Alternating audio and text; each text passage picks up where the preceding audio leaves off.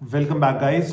इस एक और एपिसोड में हम लोग बहुत ही इंटरेस्टिंग क्वेश्चन पूछने वाले हैं विद चिया मैम। और आज का हम लोग का क्वेश्चन है कि चिया मैम ने कॉरपोरेट लॉ के ऊपर अकेडेमिया को क्यों चूज किया।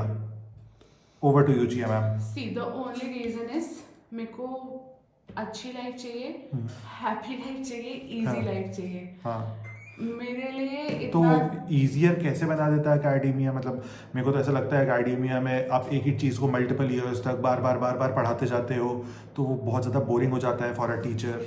नहीं, ऐसा नहीं होता है। This is a very big myth.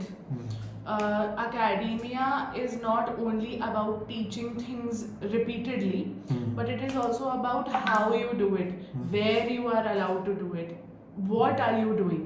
जैसे अगर आप देखोगे कि एनएलयूज की बात करते हैं, तो एनएलयूज में ऐसा होता है कि जो टीचर्स का पढ़ाने का तरीका होता है वो बहुत इवॉल्व तरीका होता है। तो it was very interesting for me. सीधी बात है, मैं बहुत ज़्यादा इंटरेस्टेड थी इन अकेडमिया, क्योंकि मुझे ऐसा लगता है कि सबसे ज़्यादा चेंज मेकर वाला जो सेंस आता है वो तभी आता है जब आप न्यू माइंड्स को चेंज कर पाते हो। Okay okay.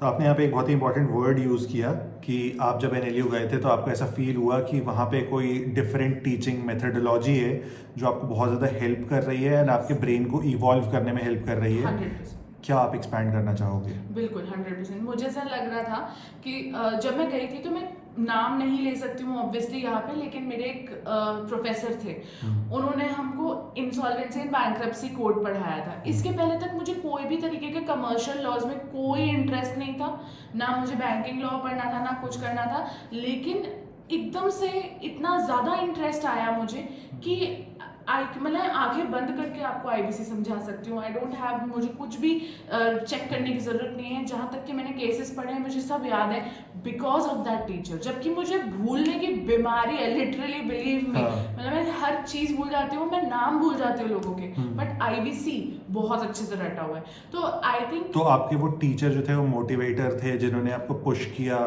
या फिर आपको उनको देख के एक नेचुरल पुश आ गई कि मेरे को इनके जैसा बनना है? नहीं, दैट इज वेरी डिफरेंट। वो टीचर अच्छा हो या ना हो, वो पर्सन अच्छा हो या ना हो, but his teaching method in itself was very great. तो मुझे ये समझ में आ रहा था कि I can bring that to the table, I can be one of the best teachers in India. तो क्या आपने स्पेशलाइजेशन किया था इन आईबीसी और was it general LLM? Corporate law. Okay, so आपकी स्पेशलाइजेशन थी कॉर्पोरेट लॉ में। तो कॉर्पोरेट लॉ और जनरल एलएलएम में क्या डिफरेंस होता है, और कौन से एनएलयूज ऑफर करते हैं जनरल, कौन से ऑफर करते हैं स्पेशलाइजेशन? जनरल एलएलएम एनएलयूज में सिर्फ एनएलएस में है।